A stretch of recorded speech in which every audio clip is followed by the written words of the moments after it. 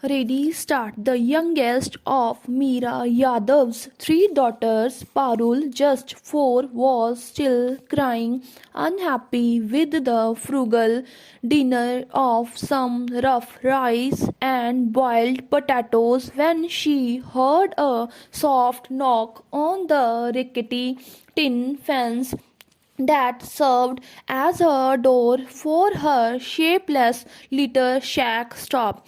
A burly man stood outside, somewhat unsteady on his legs due to what smelled like freshly consumed alcohol. Stop. There were two others behind him laughing at a crude joke.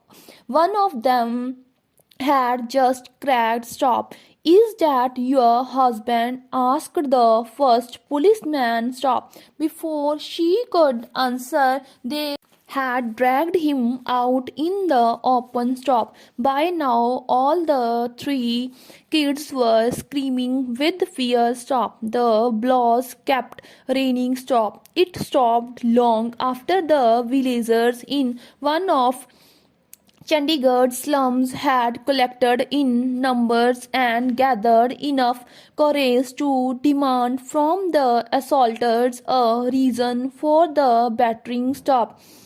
It was only the next day that Meera would know what their crime was.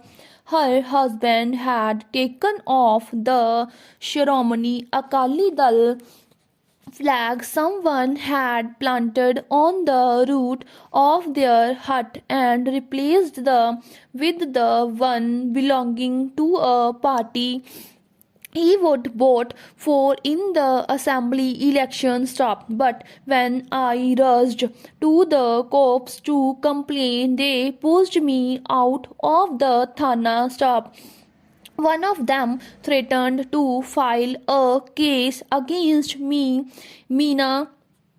Instead, Meera would later say suddenly more at the menace in the policeman's voice than at the incident. Stop. They said the next time came with a complaint against the goons. They would beat me and the children. Stop. Meera was lucky she did not go back to the cops. A mistake Sarita made. Stop. The desperate 22-year-old had gone to the Rohtak police station for the umpteenth time, pleading with the officers to let her husband, who was framed in a cooked up motorcycle theft case, go. Stop. It was then that the constables on duty thought that they had tolerated her enough. Stop.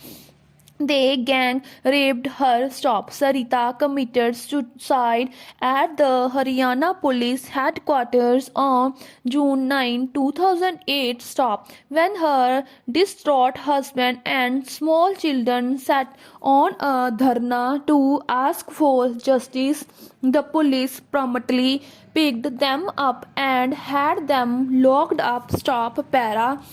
A 45-year-old mother and her 24-year-old son would kill themselves a year later in Jind, Haryana, again unable to take the harassment and torture of the police. Stop. They were just petitioning for action on the murder of my elder son, Ramdiya said, and counting the death of his wife Dayavanti and son Sandeep in October last year. Stop. Para. Both were forcibly thrown into Ambala jail on August 11, 2009 like hardening criminals. Stop. They could not take it anymore. Stop.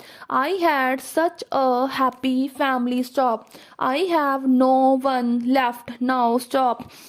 Everybody's dead. Stop. In neighboring Punjab on a cold January day in 2001, Avtar Singh, the only son of his parents, asked three men blocking a narrow Ludhiana street with their car. They were drinking and eating to let him pass. Stop.